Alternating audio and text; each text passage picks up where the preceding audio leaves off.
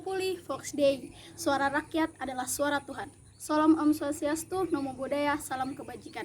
Assalamualaikum warahmatullahi wabarakatuh. Salam sejahtera untuk kita semua.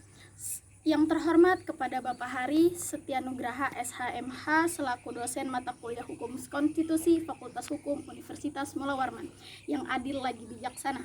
Perkenalkan, kami dari kelompok Dawet Cendol kelas D angkatan 2019 Universitas Mula Warman. Dengan saya sendiri Almanadia Alhaq selaku pembicara ketiga yang akan memandu jalannya perdebatan pada hari ini.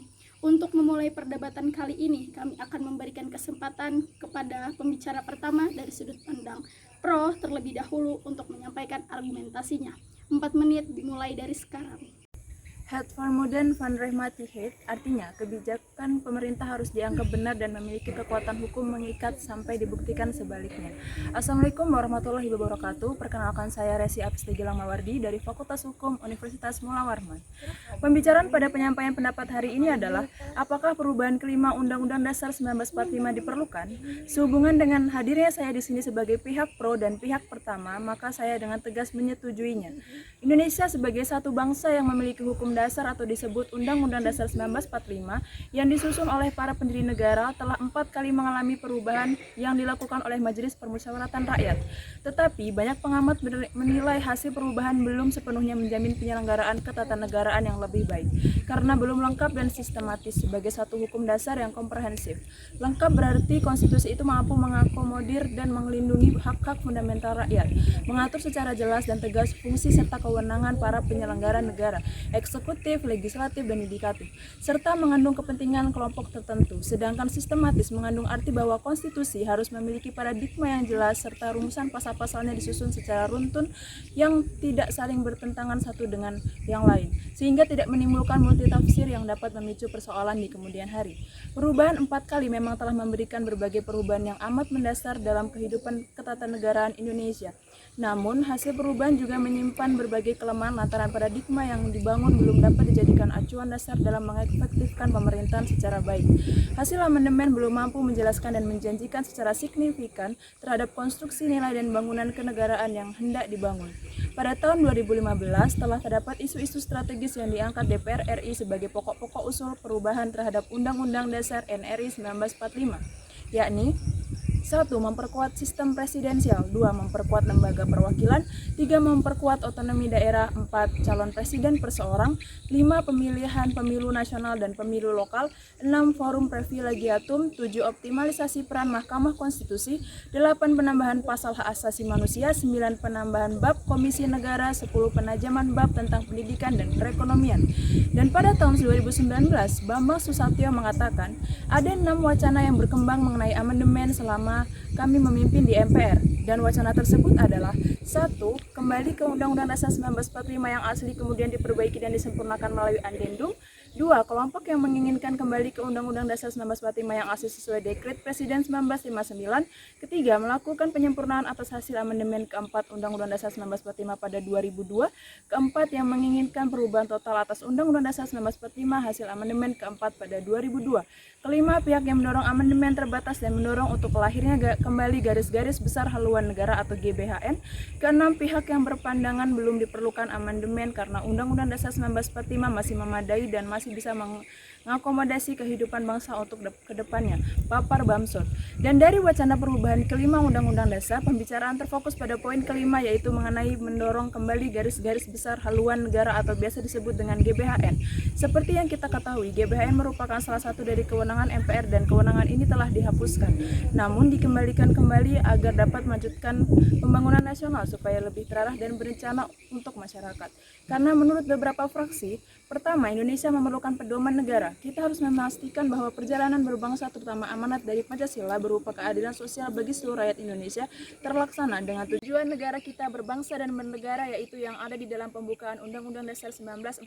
Selanjutnya, menurut pengamatan beberapa fraksi dalam proses pembangunan ada ketidaksesuaian, ketidaksinkronan terhadap pusat, provinsi, dan kabupaten kota, dan salah satu yang menjadi masalah adalah karena kita tidak memiliki haluan negara. Maka dari itu, kita harus memiliki pedoman dan memiliki haluan, karena sejatinya GBHN disusun bukan untuk membelenggu pembangunan pemerintah dari sisi eksekutif atau legislatif, melainkan lebih pada penyelarasan kebijakan.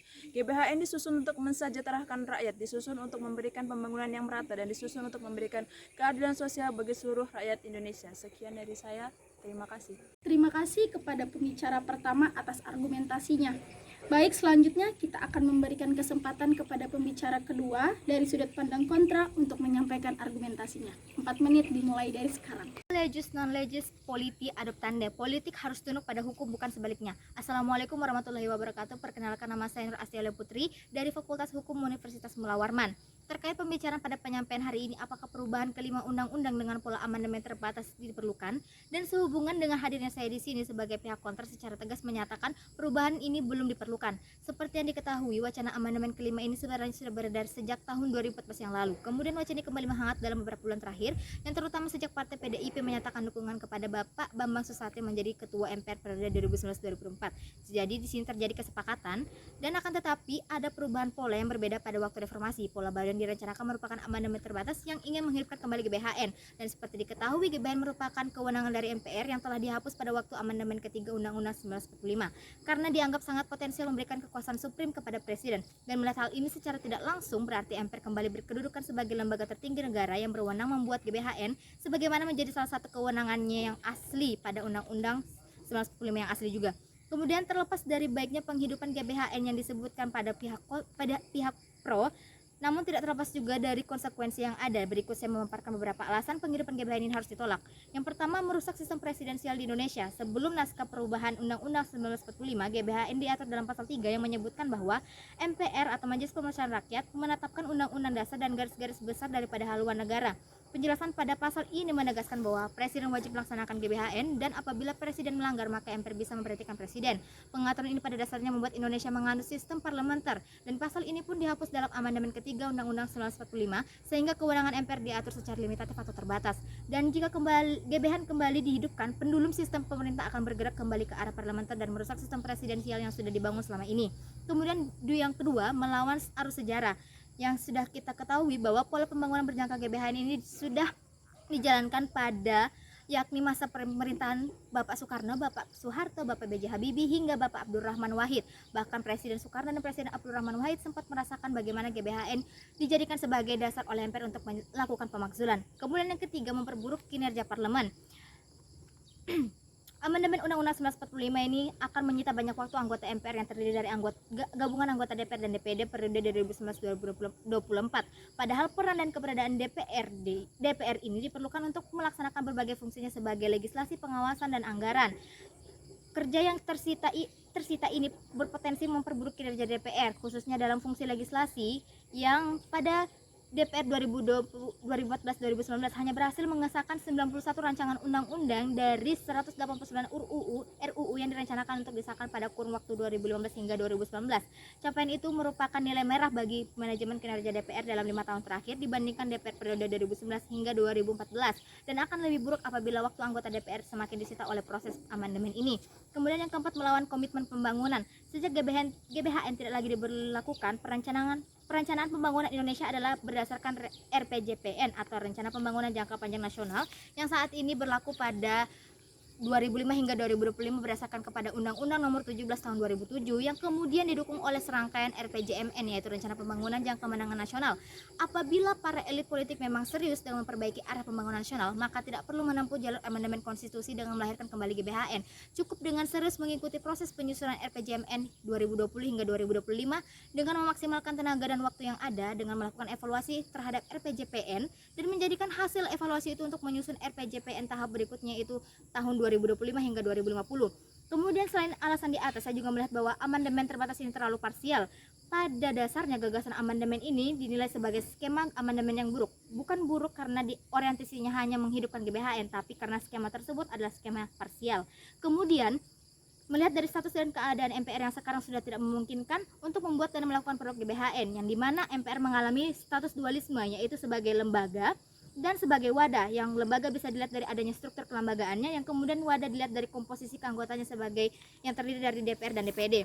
Kemudian dari status dualismenya ini saja tidak memungkinkan untuk melakukan GBHN karena para anggota MPR tentu memiliki agenda rutinitas sesuai kewenangan masing-masing lembaga.